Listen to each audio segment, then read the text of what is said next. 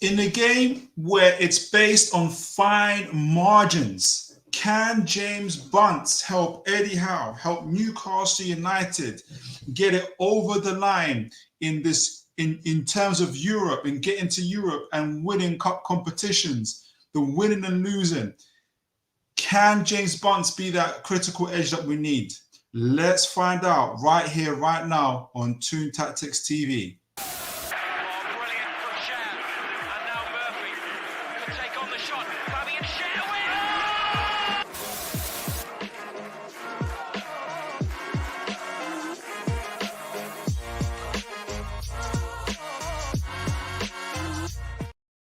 All right, folks. How are you all doing? Apologies for the lateness. I was just lining the show up, and then I looked up at the time, and I was like, "Oh my word!" James Bunce. Now we are going to get into. We're first going to review the game, but I just wanted to first show this lovely picture of the team of Newcastle after winning against Wolves at the Molineux with that customary celebration picture to let folks know we are here. We've come to the Molineux. We've got 2 more points than we did last year, and well done to the lads for that. Now, with rival fans, mainstream media don't always understand that. They think it's who don't know where it's come from, where it's been birthed. They don't know that it's been birthed out of the hardship of fighting relegation, after hardship of being under Steve Bruce. And in that takeover period, we didn't win 10 games, and it was just looking like we'll be the most richest club in the championship, and people poking fun at us, and we couldn't buy a win, and we finally got it, and we took that team photo to show our togetherness, to show the spirit of the team. And it's good that even now, even up to this point, where I've had rival fans accuse us of losing our values because all of a sudden we've got money. It's so funny. People believe that we've got all the values in the world. We're the black and white army when we're broken. Our players are having hydrotherapy in wheelie bins, but when we've got money, all of a sudden we've lost our values. But I think this picture and the continuation of these pictures that we continue to take when we win games is a sign that not only are we sticking to their values, but we're building our team, we're building our club upon these values. And it's always interesting to see, as guys who see this picture, is to see Mr. Bunce in that picture right there. And I think it's great. I think it's absolutely fantastic to see him there. And you know what? I'm not surprised to see him there. I'm not surprised to see that he is there with the team, that he is building that relationship with Eddie Howe. He is building that relationship with the players. He is being present there, not only in the games, but in terms of being in the stands up there with Paul Mitchell and Darren Ills and others. But he goes down into the changing rooms and he celebrates these victories. And I'm sure he'll be there. He hasn't experienced the loss yet, but when he is, he'll be there when the losses come as well. So I think it's a positive. It doesn't surprise me. The more that I got to study, the more that I got to understand and learn about James Bunce, it does not surprise me at all that he's there with the team. And so I thought, look, since I've started, obviously the show today, we're going to learn about James Bunce. We're going to learn about what his potential impact on Eddie on the club is going to be. I was going to start off with the review of the Wolves game, but I thought, you know what? I've got this incredible picture. I've got everything I've got lined up for Mr. Bunce and what I want to learn. So let me just kick it off with him, especially when I think that the more I've learned about him, the more I'm kind of excited about what he can do here at the Toon. But let me know this evening how you folks are doing. Where are you guys watching this from? What part of England, what part of London, what part of Europe or the world? It'll be really good to see, really good to know where the Magpies, where the Toon supporters, or even football supporters, club supporters are at. So I'm going to kick things off in actually letting James Bunce talk for himself in explaining his role and what he does. I I've seen folks say, he's a doctor, he's he's there to make the players feel better and be fit for games. And in a nutshell, if you kind of put it in a nutshell, if you summarize it, that's obviously a big part of what he's doing. And he does say, look, when it all boils down to it, my job is to ensure that there are players available for Eddie Howe in terms of games, and to be available for games and to play. Is there Kieran Brotherson watching from the tomb? Big up to you, Kieran. Big up to you, sir. Good to see you there in the chat. So let me know what you guys think of James Bunce yourselves. So let me get up his interview. I'm sure some of you would have seen, and I in terms of his interview at the club. And I'm going to go back to some of his interviews at Monaco. His interview, he did one interview with I'm going to get their names up. I think it's Sportsline. It's incredible that they've only had 700 views, but they do an incredible job in kind of talking about all aspects of the game. And once I get them up, I'll be able to share with you. So where are you? Where are you, Mr. Bunce? All right, here we go. So share this tab.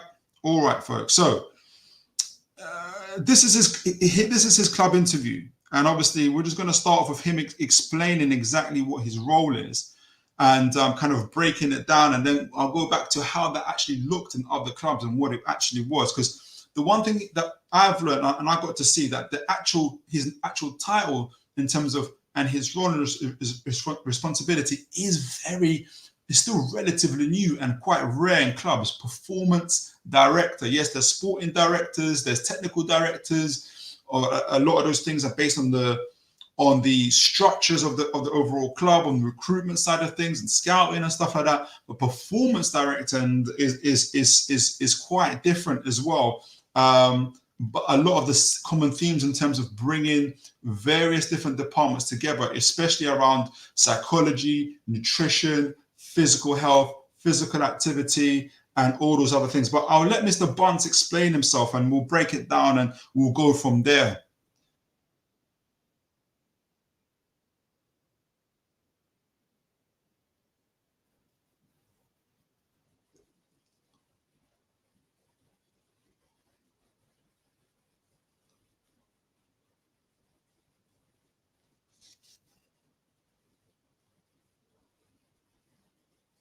Oh, where that sorry guys, I didn't bring it up. With Eddie and his staff happens around trying to, spin all those different plates. We've got a team, but we've also got 20 plus individuals in that team that are different ages, different kind of injury histories, different kind of. So there's a part that he just said just now, and apologies guys, I didn't have it up at the beginning, where he talks about I help Eddie spin all those different plates. And when he's talking about that is I by kind of closely looking at players in terms of their health and their workloads, where their bodies are at in terms of workloads, injuries, recovering from injuries, preventing injuries, all those type of things, and kind of how we'll see how he done it in Monaco as well, how to use technology, how he has a kind of a real kind of team around him to be able to get the most concise and accurate and up-to-date data on the players in terms of their physical health and where they're at. And when he's talking about helping Eddie Howe in terms of spinning those plates, he takes off a load of Eddie Howe when he's trying to think in his mind. Sven Botman, for instance, in the situation there, we know that we suspect that he might have caused some ACL damage, but we don't know how bad it is. What if he just takes time off? He doesn't want to take an operation. Maybe then we just bring him back and he'll be okay. But he's almost like he's having to play a guess game, Eddie Howe, in that kind of situation. He's almost he's hearing the player, he's hearing the medical staff, but he hasn't got the kind of the holistic, integrated, and kind of perspective and expertise of a James Bunce to kind of explain to him, look, this is what the physicist is saying. This is what the doctor is saying. This is what the clinic. This is what the psychologist is saying. This is what the nutritionist is saying, and this is what the data is saying. And this is what I understand from my expertise in working with these type of injuries. What is best for this player and where he is at. And he puts all these together, and it kind of puts in a very concise kind of way for Eddie to understand. The other thing that it helps for Eddie Howe is that he no longer has to kind of rely on the word of Sven Botman or the word of the word of the medical staff, and essentially have to pick a side. Who does he trust more? Eddie can now kind of lay that responsibility off to James Bunce and say, look, James Bunce can say to Sven Botman, look, no one can force you to have an operation, because that was the key thing around Sven Botman. No one's going to force you to have an operation. It is your body. However, we don't have to be forced to play you either. And our concern is, if we break down all these kind of elements that we think might be wrong, and hence why it is of benefit to you to have an operation, to heal up, to rest up, and to recover, this is why you're not playing. So now Sven Botman doesn't have to look at Eddie Howe and say, oh, my manager doesn't trust me. He's not letting me play. He's forcing me to have an operation, which I don't want to have, and cause that rift and cause a situation. He takes that load off in terms of James Bunce. He takes that load and that concern away from Eddie Howe and puts onto himself and onto the medical staff. And so when you see the picture that we saw earlier with James Bunce in the team room, in the team dressing room celebrating the victory, he really is with them. He really is supporting Eddie Howe and others. He's that kind of supporting arm, the extra pillar for Eddie and for his team. He's not there, and we're going to learn a little bit more about this in terms of how Mr. Bunce sees his role.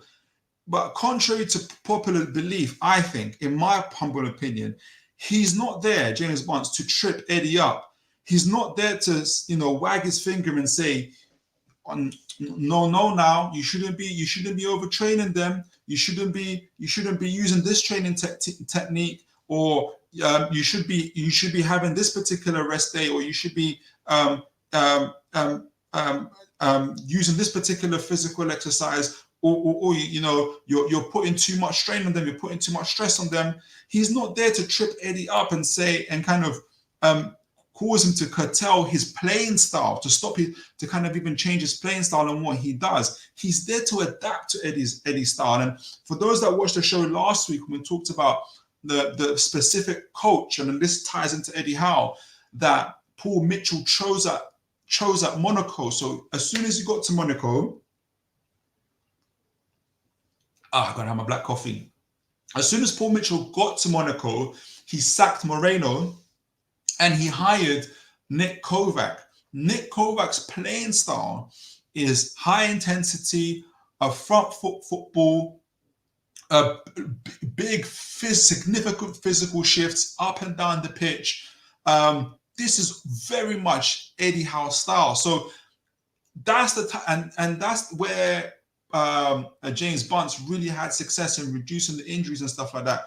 So it's not that anyone's there to change Eddie's playing style. In fact, they're there to enhance it by ensuring he has the players available. But I'll let James Bunce speak for himself. And big up to everyone that's joined so far. Please do make sure to like and subscribe, and let me know where you're watching from. Take it away, James.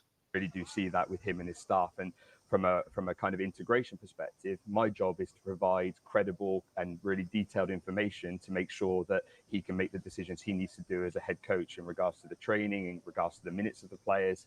And see that my job, this is my job, is to make sure Eddie has the information in terms of his players, in terms so to help him decide in regards to training and in terms of the games they have. He's not there to dictate what games they have, what training they have, but Eddie will look at this information and be able to say, oh, okay, going back to Sven Botman again, that potential ACL injury, and if he turns on his knee, or this might not be good for him. This is where James Bunce earns his dollar. And that's my job, is to provide insights, to provide detail, clarity, and deliberate feedback every day to make sure that ultimately all the players stay fit and healthy. And we all have the same goal, is to win. It's to win, win, win. So there's never any kind of conflict in that, because the single North Star goal is that we want to win. So that's exactly it. I'm not here to trip up Eddie Howe.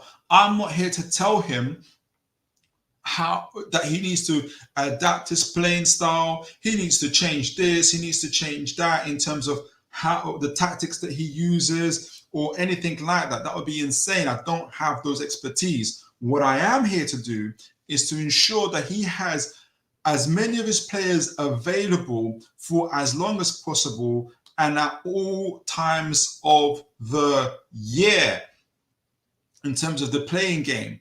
And to ensure that he has that clarity to be able to do that. And that's the most that you can ask for. It worked in Monaco, and it supported them in terms of getting them back into the Champions League because they had players available. You know, how many times, you know, had we had Tonali fit, had we had Jacob Murphy fit, had we had Sven Botman fit last year, we all know, we can confidently say, we would have finished higher up the table. And so I can see a really growing relationship here. Let's go, because I've been speaking so much about Monaco and in terms of James Bunce's time there, I'm going to show an interview that he does whilst he's at Monaco. And I want you guys to understand the context of this particular video that I'm about to show you. Here we go, share this tab. Right. So what's happened is, and James Bunce explains this in another interview, what's happened is Monaco are in a very important period in their club history. The next 2 weeks will determine whether they qualify for the Champions League and whether they progress in a domestic cup competition.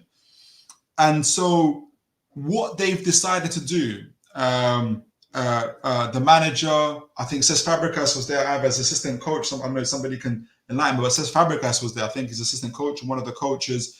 And James Bunce is, we're going to take this team to a camp. So kind of like how, you know, when we go to Dubai, you know, during the international break for a week or so, and they have that camp, that training camp. They did this in the middle of the season. And they created this camp, and it was during the COVID season, so it was like a bubble. They had to really, and the whole idea behind it was to kind of really have these players, you know, they had to get the players buy-in. And this is another part I'm going to talk about, how James Bunce kind of shows his leadership and where I think he kind of ranks and levels up in terms of his leadership. They had to get players buy-in. There wasn't like a directive in terms of, you will go to this camp, where essentially they'll be away from their families, they'll be away from their loved ones, and it will be them, like for the next 2 weeks, you know, training together, working together, getting their fitness up, getting their tactics on straight on, really focusing on the next few weeks that will determine whether they qualify for the Champions League, which they did. And this is where you can, in this particular scene, this is where you kind of get to see exactly how James Bunce works, how his team work and what they do. And you can then kind of imagine how this might fit in at Newcastle. So let's take it away there. Well, got the sound off. We're always trying to innovate and do everything. Let me rewind. So as a club and as a department, we're always trying to innovate and do everything we can to prepare the players to be successful. That we were going to enter a performance bubble with all the players and all the support staff. Vamos. We have a semi-final and hopefully potentially a final. And so we really wanted to do everything we could for the players and the staff to be successful during this period. The benefits of the bubble are that we can provide the players with everything they need for this 2 weeks. We have our nutritionist, our chef, our psychologist, our technical staff, our medical staff, our performance staff. Did you guys catch that? our nutritionists, our psychologists, our physical staff, our technical staff, all these other guys, staff that all in one room, all in one setting. Now, if anybody knows anything about Newcastle United, is we never used to have this level of structure, this level of kind of holistic approach. Holistic meaning all in one, different little department sections, all in one room, all in one gathering, working with players, working with people, and communicating with each other. The psychologist might be talking to the physical guy, saying, you know, oh, so and so player is currently in a low mood or whatnot. There's things externally happening outside. The physical, you know, the physicist, the physician might be saying, you know what, it's true, because if I look at his kind of running data, he's running a lot less. He's not doing as many sprints. He's not kind of hitting his personal best as much as he does, and it kind of bringing it, that makes such a difference, rather than them working in isolation on the same player. They kind of work in a coordinated approach, and this is what supported this kind of, when they talk about, when Paul Mitchell especially and James Bunce talking about a collaborative approach. It's not just it's not a fancy word to just distract people from what they're doing. Literally just means to work together. And they literally mean working together in one room, in one setting. Now, I know this is a bubble in terms of, this is a training camp, but the difference is that James Bunce and his team work like this all the time. This is just a slightly more intensive way of doing it. So we'll see more into that. And this is why I'm quite, it's quite interesting. It's quite intriguing for me to see how they're working this. Oh wow, the volume always goes off when you pause it. All right, so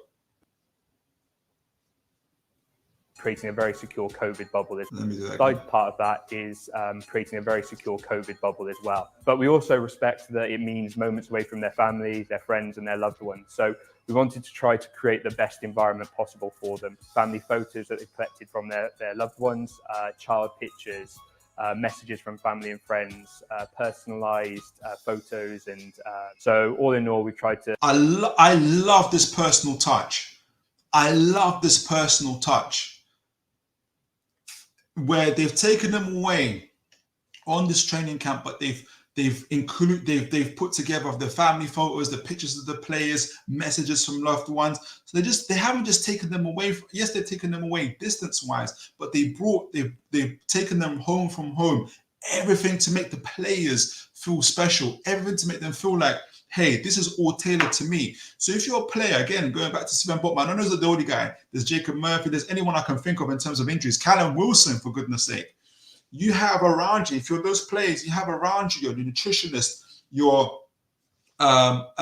physician, your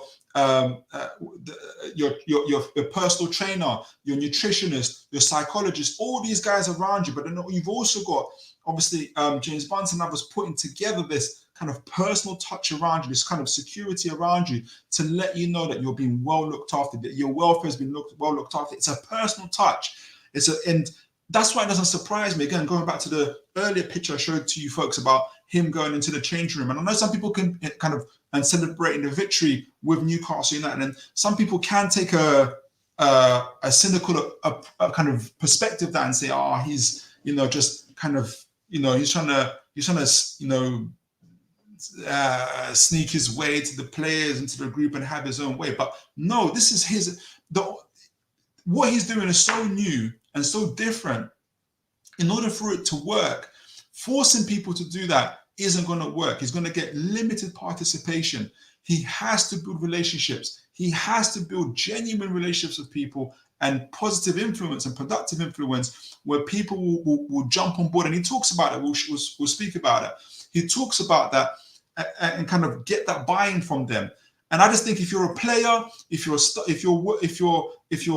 working with him, if you're working with Eddie Howe, it adds so much. And I can only imagine from an Eddie Howe perspective, who care, we don't know, he has real kind of genuine care and genuine care about the careers of his players and what happens to them, almost to a fault, that I think an Eddie Howe would really appreciate that.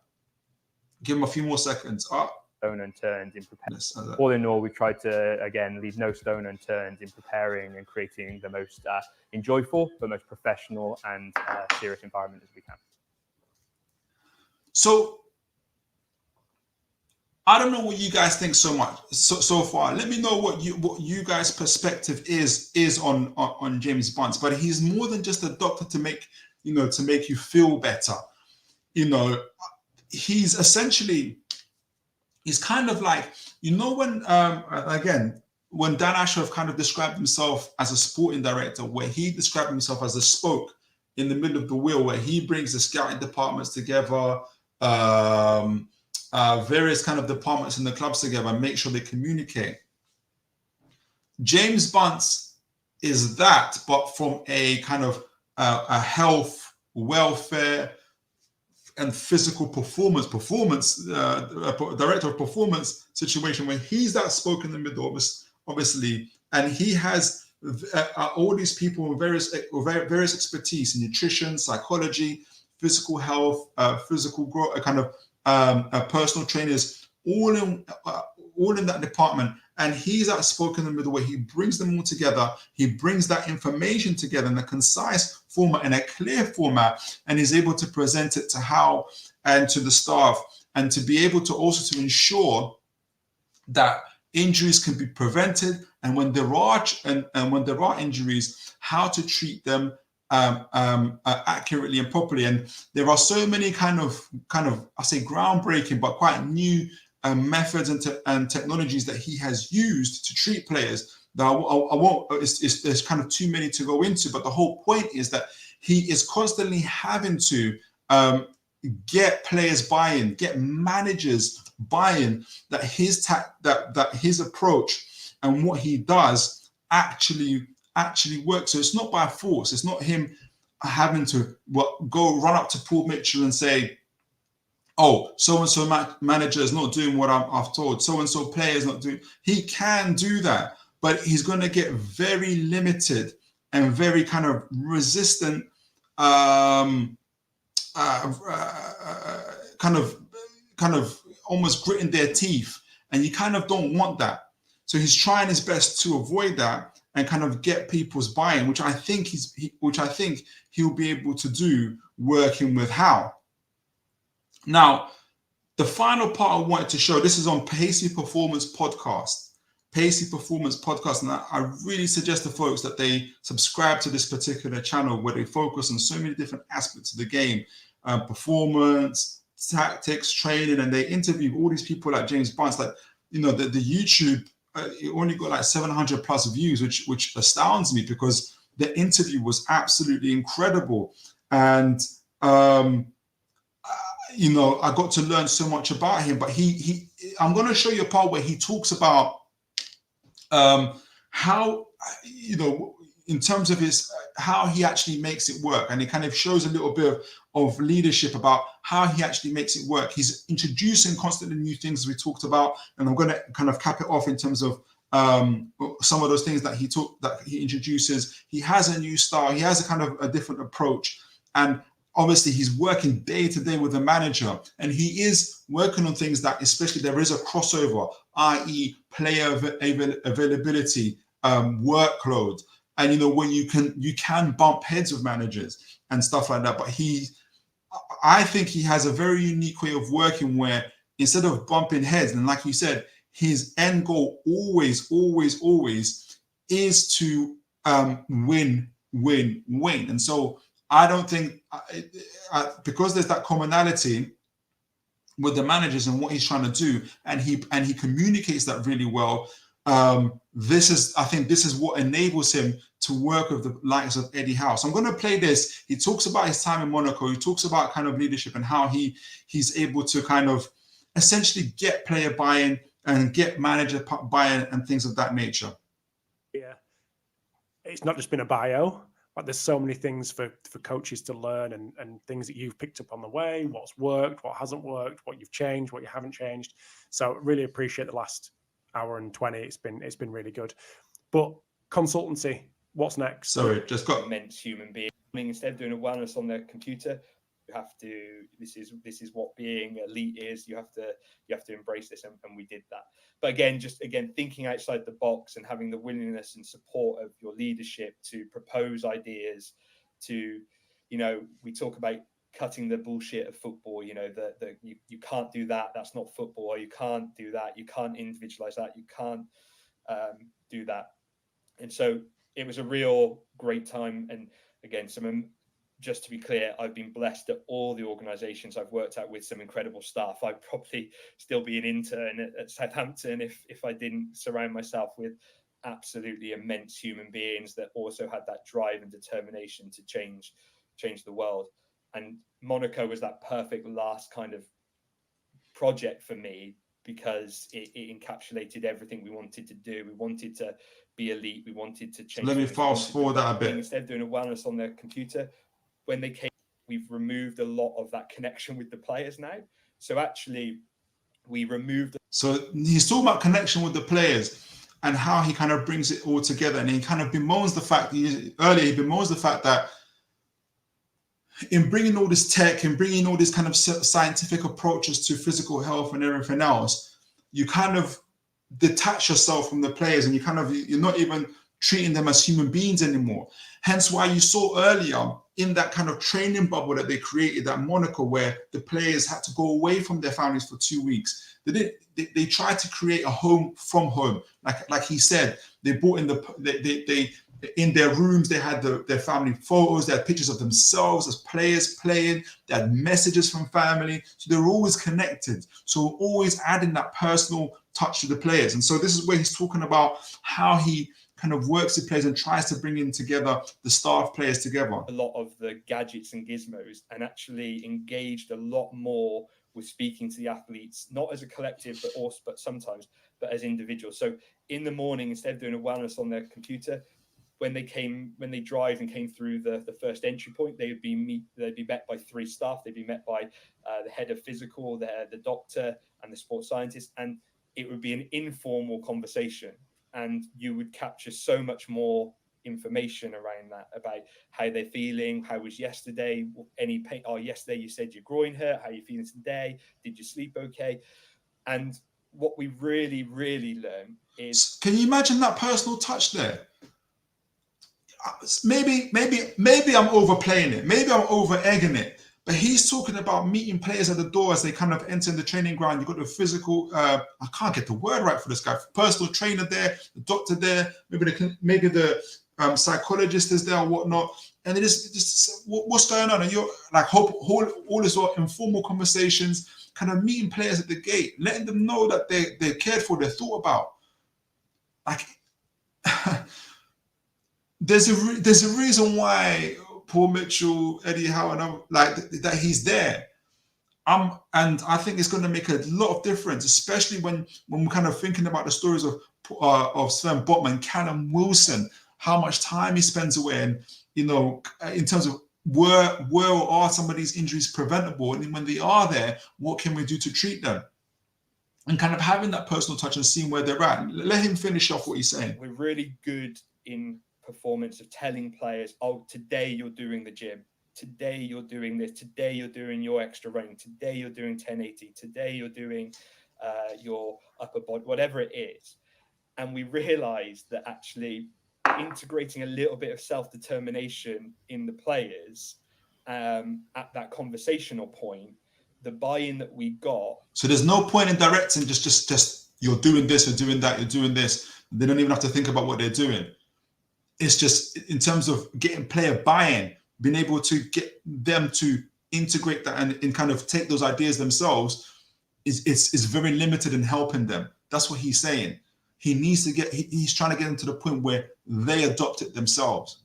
Exponentially went through the roof. So when we would just put in the locker room, okay, 6 players, gym after training, they'd all come. But it would be a fight. It would be emotional. It would be, oh, I can't believe you're ruining my day. It's unbelievable. I'm not. Mr. James Bunce is no stranger to danger. He's no stranger to people being reluctant to kind of do the hard yards or to do the extra bit, to kind of convince people, persuade people. He's used to this. He's telling you now, this is how I get their buy-in. So before I kind of got into it, I thought to myself, if Eddie Howe, for instance, doesn't want to listen, I bet he's just going to run to Paul Mitchell and say Eddie Howe's not listening to him.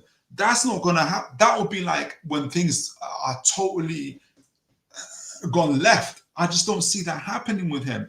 He's really working on not just the high-tech science bit, groundbreaking tech and kind of support in injury prevention, injury intervention, and getting people out of kind of being injured, they're coming back healthy and being available. He's really, really, really honing in on the physical side. Look what he's describing there. Players saying, oh, I don't want to be doing this right now. I want to be home. I want to go there. Because he's asking them to stay even beyond, their regular hours sometimes.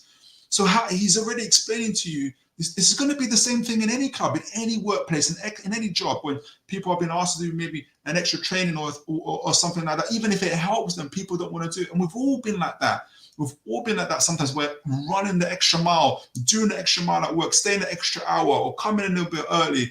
It takes up so much effort, and you're resistant to it, that you need those above you, those leaders above you, need to have that level of influence. And I think if he just runs to Paul Mitchell and tries to direct players, it's the lowest level of leadership. Here, to me, he's showing leadership of building relationships and showing now through a track record of reducing injury lists, reducing the times people are injured, and getting people and keeping people fit throughout the season. People can buy into it more and more. I'll let him finish what he's saying, and then we'll move, and then we'll get your comments and your leaving chats. At 1 o'clock. It's how are you doing this to me? But actually, in that moment in the morning, we would say, "Hey, player, hey Rob, are you feeling great? Hey, remember today, this is a great opportunity. We're 3 days away from the game for you to do that individual work you want to do. Do you want to do it today, or we can maybe do it tomorrow? But what's your choice?" And the players say, yeah, today's good. And we've got exactly where we wanted to get to, but the player feels involved. They feel a part of it. And they feel also you care enough to individualize it. You care enough to have the conversation. So the biggest learning curve, ironically, it's at Monaco for me, was about how important it is and maybe this is happening, but how important it is for us to reconnect with all the players on an individual basis from a feeling of care, love, and attention, and that self-determination that they have a part of that. They are elite athletes. Like, they have that part to play in that discussion. And that for me was a big turning point in the success that we had in Monaco, was when we started to engage more openly and less kind of dictating it.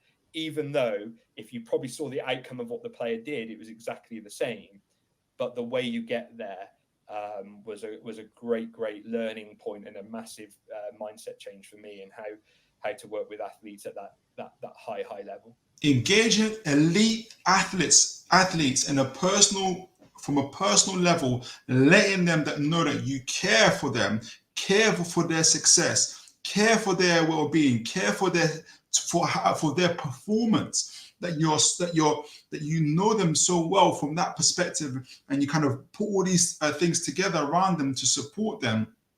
That you're not just there to make life hard for them, or you're just there to kind of because you want to use them for your own success, but you're there to enhance them. That's how he's winning their buy-in, and that's how I think he wins Eddie Howe's buy-in. Because if anybody knows anything about Eddie Howe, what does he always talk about when he talks about players? He cares about their careers. And as much as it annoys us to see Paul Dummett's contract being renewed year after year, Matt Ritchie's contract getting renewed year after year, he cares about the careers and about the lives of his players. And to be alongside a James Bunce, who shows those same characteristics, those same kind of ways, I think this is why you're going to see the both of them bond and work well together, in my personal opinion. So that picture that I showed earlier of the team after the team won at Wolves and them celebrating together, and James Bunce being there, is not a surprise to me. and I don't think it's cynical. I don't think it's bad. In terms of like it's like Machiavellian or anything like that. Like he's there to spy on Paul Mitchell's behalf and stuff like that. He's genuinely building relationships, not only with Eddie Howe and his staff, but with the players themselves. And he'll be there talking to them. He'll be talking to, how many players, Bruno Gomes, Lewis Hall fell down with cramps. He'll be having conversations with them. He'll be talking with them, kind of getting that feel for what's going on. And you can only improve and get better. And for Eddie Howe, it can only be a blessing because he's got someone else there in his corner, ensuring that they both meet similar goals, which is to win, but for the whole team to win. And so, and I'm gonna go into the comments, but I want to get you guys' thoughts. I want to because he's securing that, in terms of your James Bunce, securing that relationship, that engagement with Eddie Howe and the players. And now you've also got Paul. You've got Paul Mitchell as well. When I was kind of hearing this and researching this, it's like Mr. Bunce he's almost like the go-between a little bit between Paul Mitchell and Eddie Howe. Whereas Paul Mitchell, at one point, Eddie, we saw the recent interview. Eddie Howe and Paul Mitchell hadn't spoken in 8 days. But James Bunce is very different, where he's engaging and talking to Eddie Howe, talking to the players every day.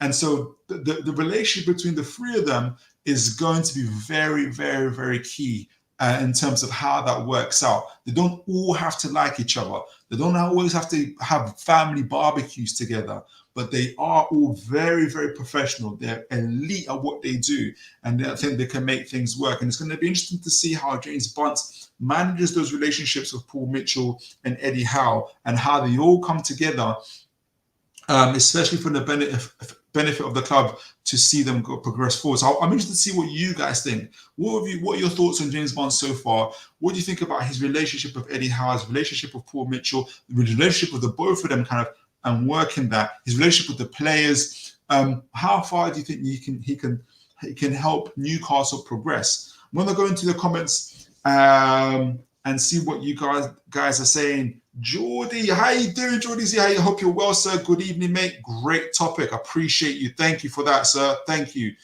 I've got to admit, I don't know much about him. And you know what? In preparation for this for the show, I didn't know much about him either. But just reading the articles, and there's not too many articles about him. This interview that he had with Pacey Performance Podcast, who I recommend you guys go on, subscribe to them. We've got so much. I'm going to be going back to that podcast to kind of brush up my skills on a few topics that they got there. They're excellent. They're absolutely amazing. So look out for that interview. Meta Football, how you doing, sir? Meta Football TV, big up to you, big up, sir. Hope you're well. Big up to you, sir. Hope you are well too. Yeah. This is extremely interesting too. Gives an insight into the reality of the game, not just the fan base's opinions. Well, yeah, we're all going to have opinions and views, but me, especially when I think maybe because in kind of researching and putting shows together, making sure I got some sort of coherent and factual stuff to kind of share with you guys, I've had to kind of, yes, I'm going to have an opinion, but I have to have some facts as well. I have to let James Bunce speak for himself. I have to let players and managers and whatnot speak for themselves and kind of tell us exactly what they do and what they are. And so it's really, really extremely interesting, especially from a Newcastle perspective, where, like I said, 4 or 5 years ago, our version of rehydration pools were wheelie bins, where players dunking in wheelie bins and getting their health sorted out that way. So we're coming a long way. When Paul Mitchell is saying us being first in every department, that's not, the media kind of saw that as a watering down of Newcastle aren't really here to compete for cups. They are here, but in order to compete for cups, for league positions, for Champions Leagues, all this other stuff, we have to move on from rehydration pools and wheelie bins to kind of the advanced, groundbreaking stuff that, and kind of also personalized, tailored health approaches of a James Bunce and others. So That's exactly it. Thank you. But it's good to see you, Meta. Adeyeri, good to have you back, sir. Hope you are well, sir. Hi, Philip. How are you? How are you? Very well. Newcastle United versus I think Wolves. Eddie Howe should be on the touchline for Newcastle United. Ray, you have to explain to me that one. What you mean by that? I don't quite get it.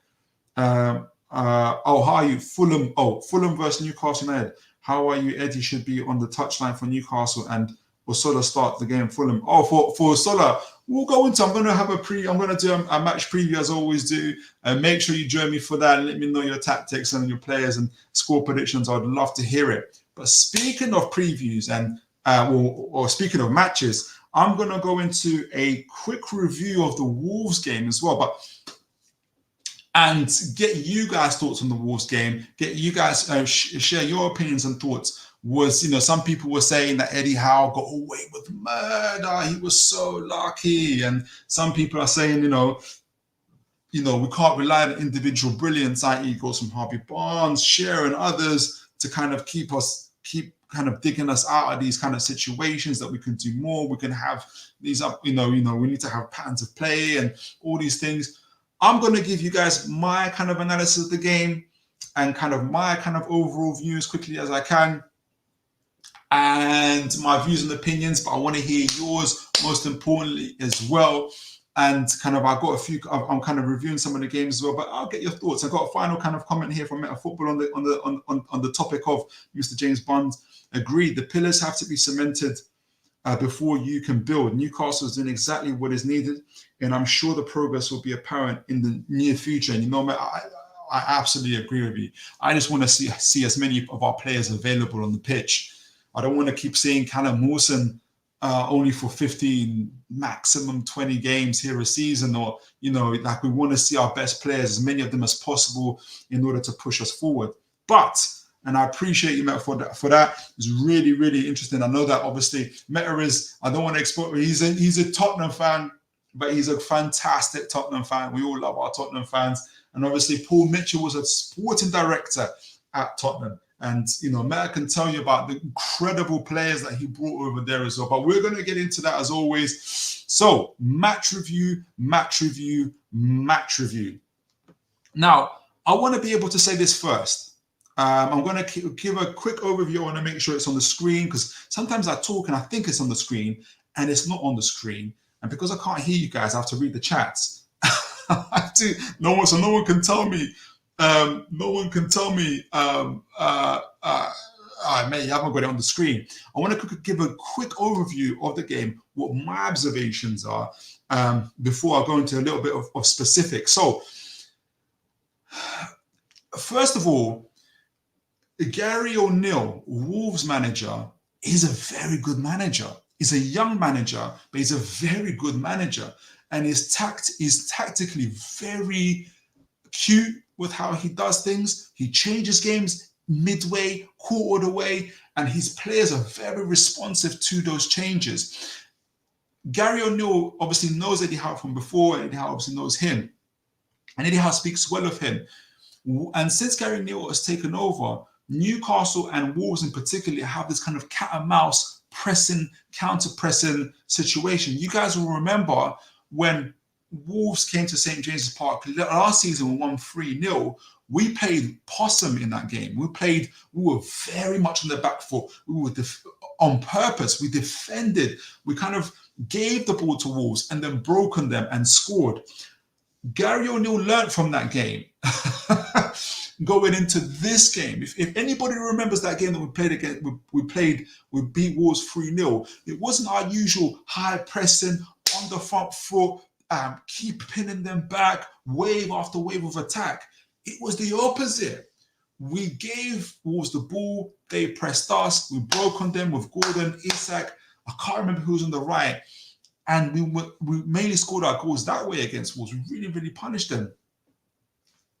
I think Gary O'Neill learned in this game, but there was other things going on as well. So I think in the first half, part of what Gary O'Neill's strategy was I'm going to do what Howe did at St. James's Park. He wasn't scared to play a counter attacking style at home, where the home team's expected to be the initiator. I'm going to use his tactics against him. at the same time, I think, in my view, Eddie Howe was quite conscientious going into this game of we haven't been playing well, especially on the ball. And I want us to play well on the ball. I want us to have the possession and to really to kind of nullify Wolves that way. So he kind of not abandoned, but he the principle of we're away from home, let's kind of counter-attack and counter-press, and instead took the initiative by taking possession. And we can see from this is first half statistics. Newcastle had 64% possession. They not only had, but they so they had the majority of the ball. The problem was, and you guys can see it here in terms of expected goals and XG, excuse me, was that they only had 0.3 expected goals, as opposed to Wolves, who were doing the counter-attacking the same what Newcastle did at St. James's Park nearly a year ago. It was Wolves who, even though had way less possession, were the more dangerous in the break. And we know, obviously, they got the goal against us in the first half. So they were going in 1-0 up. And what you guys will see also here on the left of the screen is where Wolves' chances came from, especially some of their goal from the 6 shots that they had in that first half. 3 of them were in the box. So they were able to counter-press and really, really, really hurt Newcastle from that point of view. Whereas if you look at Newcastle's 3 shots, only 2 of them, one of them being from, obviously, we remember that kind of opportunity from Gordon where he hit the post. And then I forgot who this shot was from. It says here, actually. Isak, that was blocked. It was more or less, and that shot from Gordon was kind of, again, talking about individual brilliance. That was individual brilliance. We were nullified, and we only took 1 shot outside of the box. I think that was Murphy, wasn't it? And that really hurt Newcastle. And I know that this is. I want to be able to show something to explain where things go, because I watched the game twice, and I'm sure maybe like some of you, I'm going to only speak for myself, is when I'm watching the game, because I'm full of emotion, I'm full of I'm not happy about this, I'm not happy about that player, I'm not happy about this style of play or anything like that. That's in any game. I have to watch the game a second time. I have to watch the game a second time to take the emotion out of it and just watch the game. Sometimes, even with the sound off, to kind of appreciate what was actually going in the game itself. Oh, apologies there. And I'm going to do it in this, and I'm going to do it here. Where actually, I think in the first half, yes, we were not as. There's a reason why we were not as, especially in the final. Have you suffered an accident out and about? You need compensation. The players that we took off, mainly Joe Linton and Sean Longstaff. Now, before people think I'm going to go into a dialogue of really heavily criticizing Sean Longstaff, I'm not going to do that at all. I'm going to just try to explain where I'm coming through on this. Remember, Newcastle have the majority of possession, partly because they in this first half they have the majority of the possession, partly because they're better on the ball. And you would have seen from the momentum screen, Newcastle had the better momentum in the game, and were really taking it to Wolves. They'll hold on to the better to the ball a lot better, but also partly by design. Wolves on purpose gave us the ball. They wanted to counter-attack us, and they wanted to hurt us. So this is what led up to the Wolves goal, and it goes back to what Eddie Howe's tactics were with the game, which is to hold possession and to kind of really hit Wolves on the counter-attack. What was really happening, and there's so many things that were happening, was that I think there needs to be Joe Linton and Gordon need to play more together. There's a lack of chemistry in that side. Joe Linton obviously plays a lot better with Willock. I think also Gordon plays a lot better with Isak and other players. And so that chemistry needs to build up. But also they were really heavily focused on trying to get Gordon in a position where they can do cutbacks into the box. And Wolves were really, really relying on that. And leading up to this point, Wolves really focused in on Gordon, where they were snapping at his heels, they were fouling him. Anybody who watched the game will know this. They were snapping at his heels, they were fouling him, they were frustrating him, where that attack began to die down. And as it began to die down, Wolves began to really were able to tell, were able to kind of force Newcastle into certain plays where they were able to intercept them a lot more easier. So here's what I mean. This is leading up to the goal. Gordon here has the ball. It's Longstaff here that's now trying to get into the half space. Longstaff, he took just one scan, and it's Jacob Murphy he's looking at.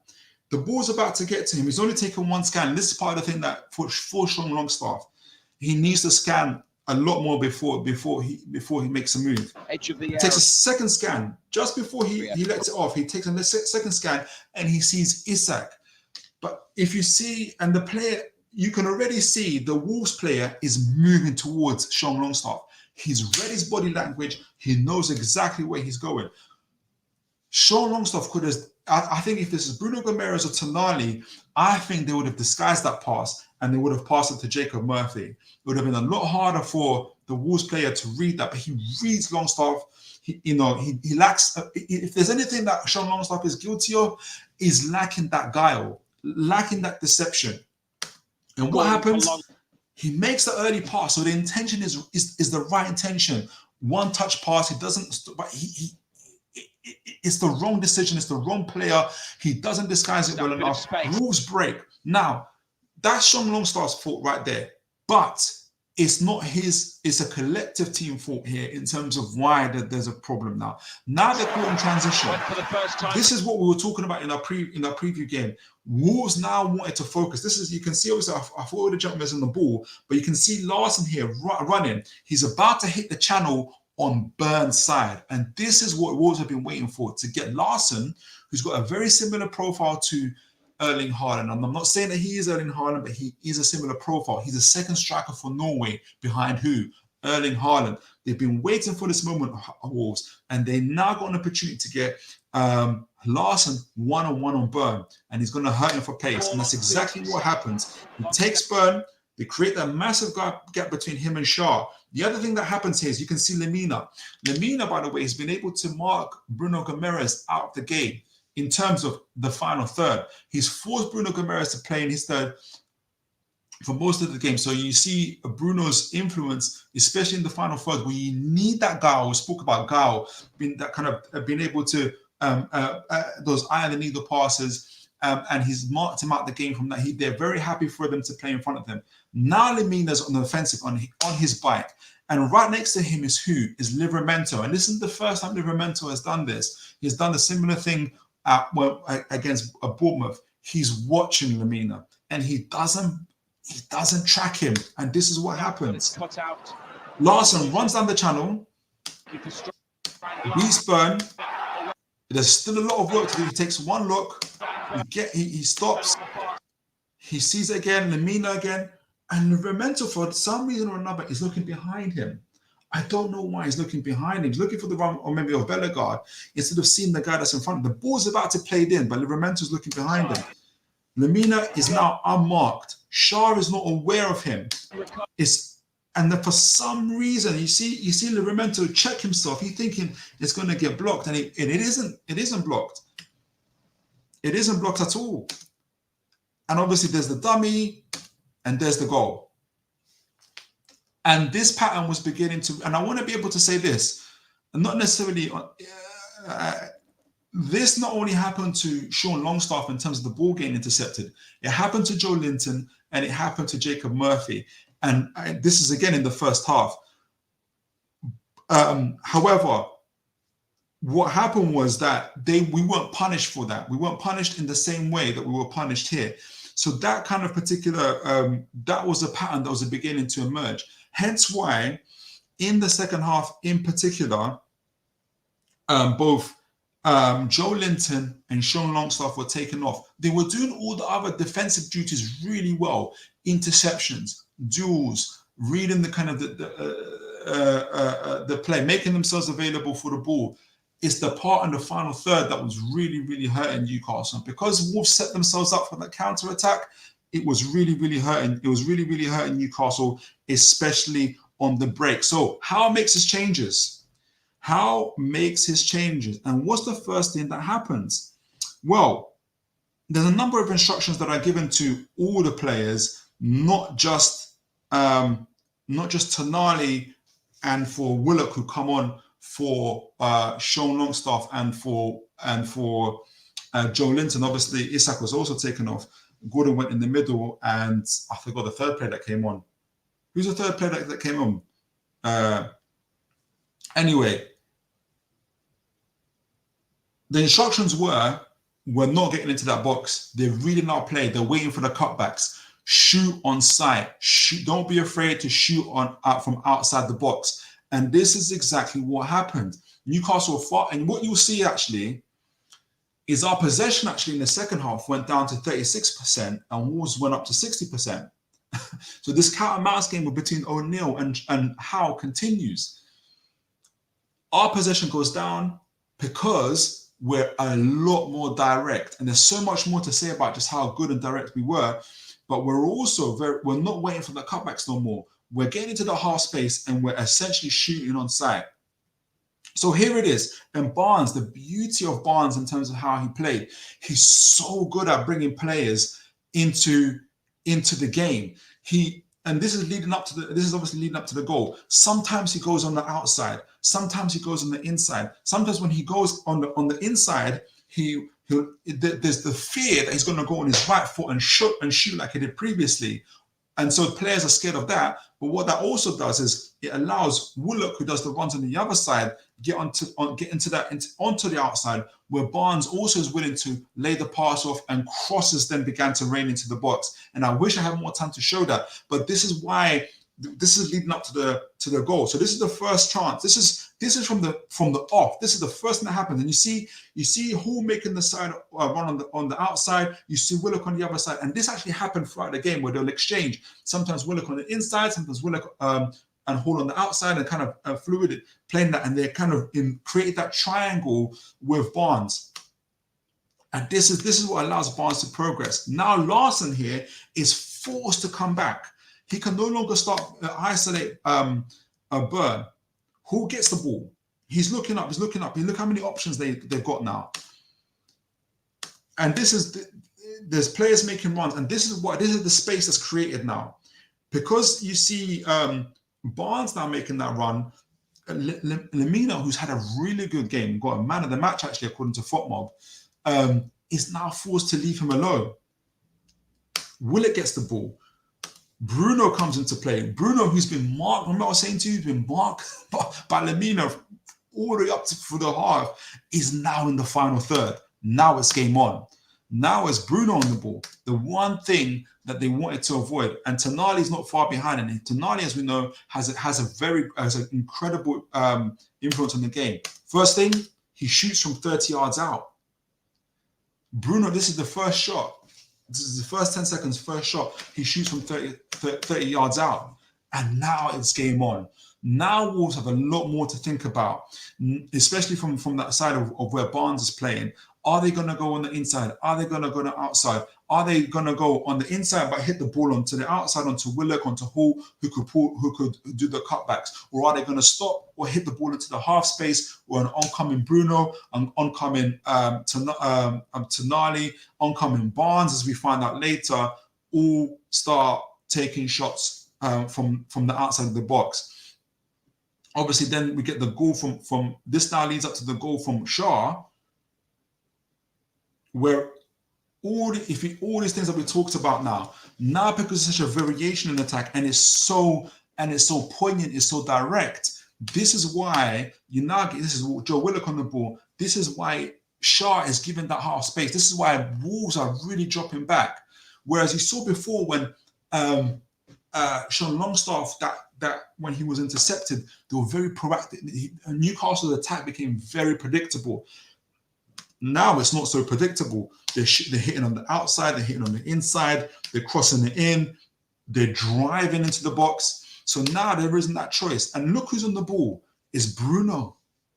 Lemina is forced to track the runs of the other midfielders, and it gives that space opportunity for Bruno. Bruno just 10-15 minutes ago was taking shots outside the box. He's again in and around the penalty box, and there's plenty of options. 1, 2, 3, 4, 5 options for him. In fact, there's a 6th option for him, and that's Mr. Shah. And Mr. Shah says, I'm not going to pass it. I'm going to lace it.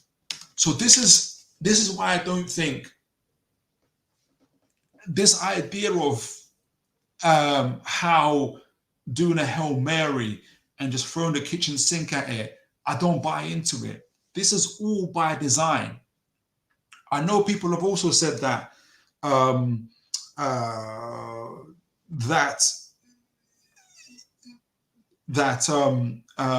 he should play his players first. But imagine he plays Barnes, Tonali, all these guys first, and we'll get the first half situation where play becomes predictable. It's not the same. He only has Joe Linton and Longstaff to come on. I think this is all by design. I think Howe has really thought about how do I improve our away form. He has a squad now. He has a squad of game changers, and I think he laid the foundation in that first half. Obviously, he went a goal down. That wasn't intentional. But again, there is another team in this game. It's not just Newcastle, it's Wolves. There is another manager with his own thoughts, and it's Kerry O'Neill, and he knows what he's doing. Now, fast forward now to the Barnes situation. With all that being said, like I said, Wolves don't know. Are we going to hit the ball from the outside? Are we going to slot it into the box? Are we going to go on the left? Are we going on the right? Is Barnes going to go on the outside, on the inside? Who's going to be running the channels? Is it Hall? Is it Willock? Because there's so many options, they're having to back away. Again, it's Willock on the ball, and Willock was fantastic. He's so dynamic, so explosive. Now it's Barnes. Now look, they're forced back by Willock because of his run. Gordon is there. Dawson's having to watch him. I forgot who this player is. Larson again is forced back. This time you see Lemina. He's looking after Tonali. He doesn't have... that's why you get the space. That's why you get this half space open. And what happens? Barnes sees it and he sees gold. He gets an opportunity to drive into that half space. And he does exactly that. Larson sticks out a very lazy foot there. He doesn't get it. And we all know what's going to happen. We all know what's going to happen at this point. Lemina can't believe it. He's been stuck on Tonali. He can't reach him in time. He knows what's going to happen. Dawson isn't strong enough. Larson was being too weak. There is that half space. They don't know what's going to... There's runners coming in. Is he going to shoot? Is he going to lay it off to, I think it's Jacob Murphy there, or is he going to do a through ball to, I think that's Bruno. It is Bruno. Or is he going to put it to Bruno there? There's just so many options, and it hurts Wolves. He does what Barnes does, and he scores the goal. So all in all, and I didn't get a chance to get into all the statistics and everything else. We had the majority of the possession, obviously, in the first half. All in all, in my personal opinion, when I'm looking at this game, when I'm seeing what we're doing, I think that this was an intentional ploy, intentional tactics by Eddie Howe. I don't think it's a Hail Mary. Are there things to improve on? Well, we improve on the possession. We're creating chances. And there are different players that are good at different things. Sean Longstaff said it himself out of his own mouth. I run, I tackle, I give the ball to Bruno. He didn't have the and we can see why he gives the ball to Bruno, especially you want him in the final third. But there's another team, they're called Wolves, and Lemina did a fantastic job, especially in the first half. And when you're in possession so much, they didn't move the ball quick enough, and Bruno wasn't able to get into the game as much. But with the explosiveness and that dynamism of Willock, of Barnes, of Tonali, of his, it really caused so much confusion to the midfield line and to the Wolves defensive line, that it allowed Bruno to get into that game, and it allowed those situations that open up where they could shoot outside the box or they can choose to go inside the box. We know there was a really good play. I think it was by design, and it was really good tactics from Eddie Howe, and it showed a lot of resilience. Could we improve? 100%, especially when we do have the ball, because you can't play the same trick every time. And so Newcastle do have to get better on the ball. We can see that chemistry between, in my opinion, between Joe Linton and Gordon has to improve. The other things before I wrap up, I really like seeing, because I was saying, he should have played Lloyd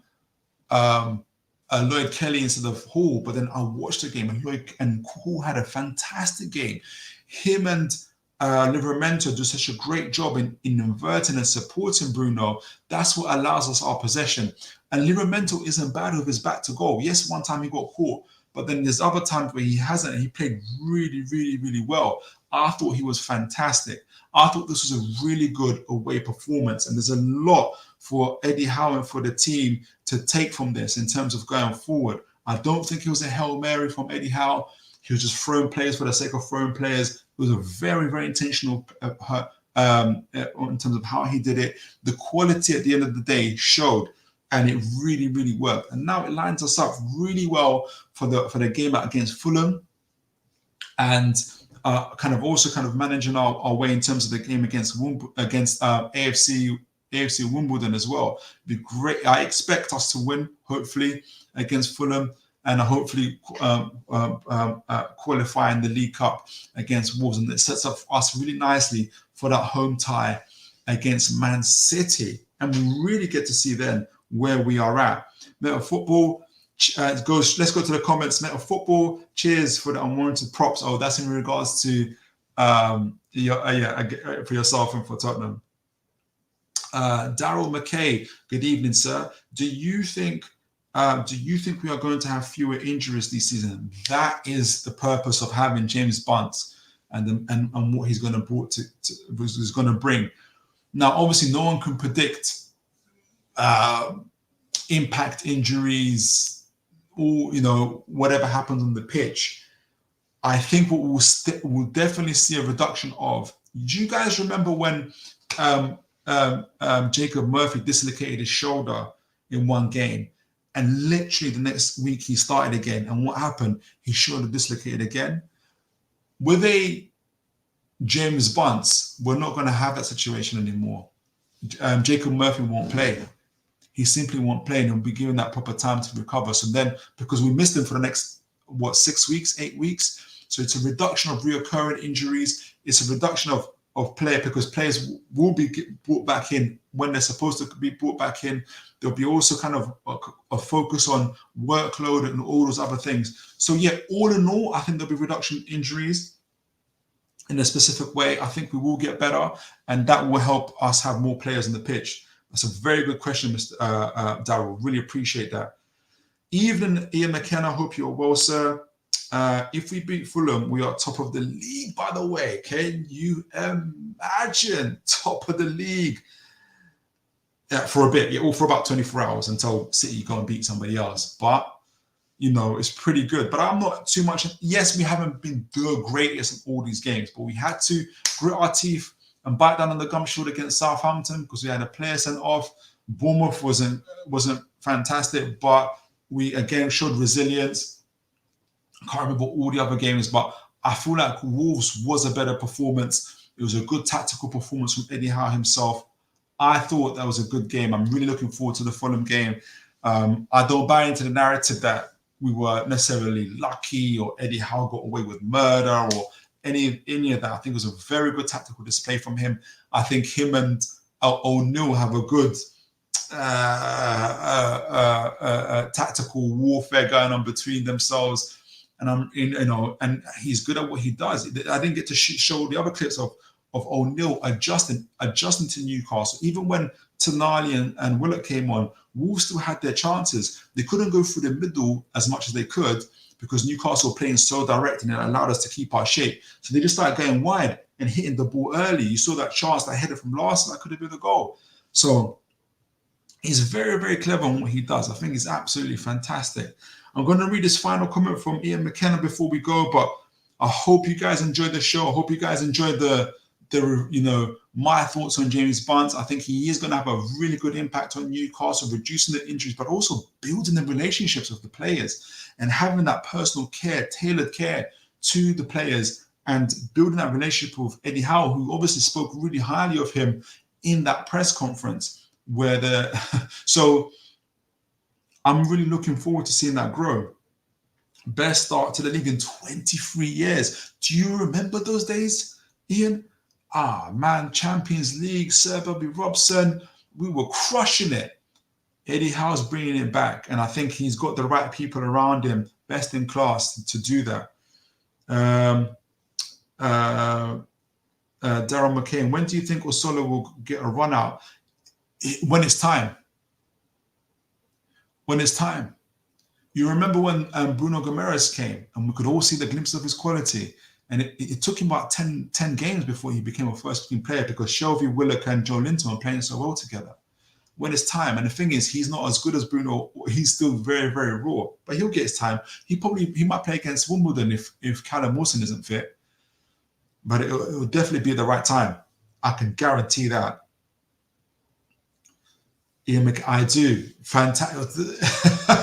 Hopefully Eddie Howe can bring those times back. Guys, I had such a fantastic evening with you guys today.